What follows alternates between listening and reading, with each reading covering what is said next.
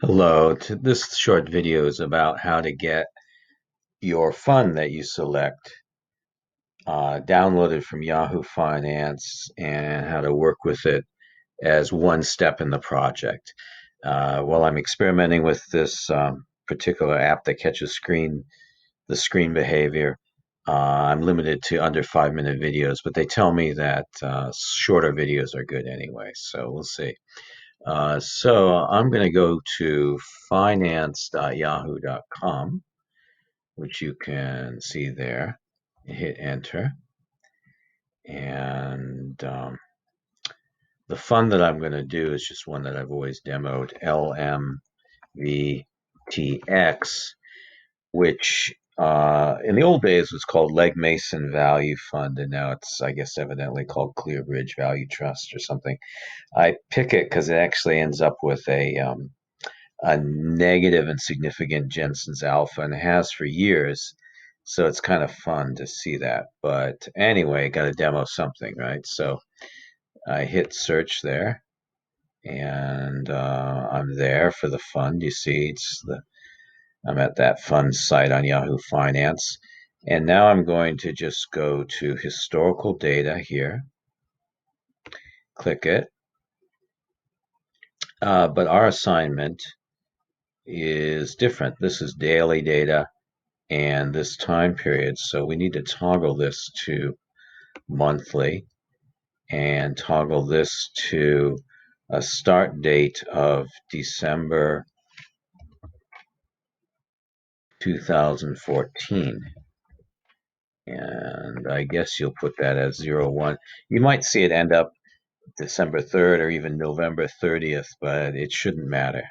You can always check it at the end. And then our last day, I think, would be January 2020. Okay, done. And then, oops, gotta go back here. Oh, okay. I just fell victim to what I was describing to you. See, I meant the last date to be January 2020, and it will be. It's just listing it as 31st, 2009. But make sure you hit apply first, and then download the data. We can inspect it further. It creates a comma separated values file that can be resaved as an Excel file if you wish. Hang on, here we are. So these are the historical returns for the Legg Mason Value Fund, otherwise known as the ClearBridge now. And actually, well, let's see, we can see that the date is oh, it didn't quite go all the way. Maybe the fund was discontinued. Well, anyway, let me continue with the video because it doesn't really matter. If you lose one day, I mean, come on, it's not a big deal. But what we don't need is open, high, low, close, because all we need is the adjusted close. That's what we really want.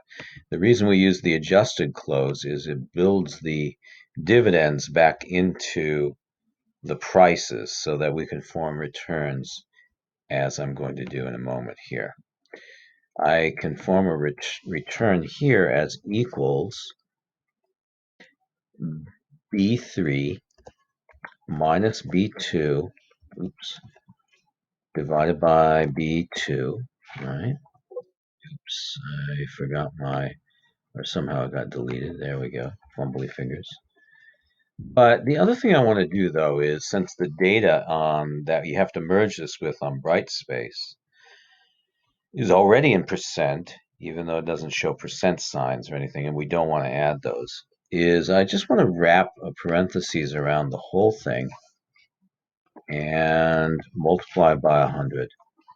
That way we're not going to mix decimal stuff with percentage stuff, right? And we're good. I can save this now. Maybe I'll create a file called, well, I can do that in a minute, okay? But I'm just going to create a folder for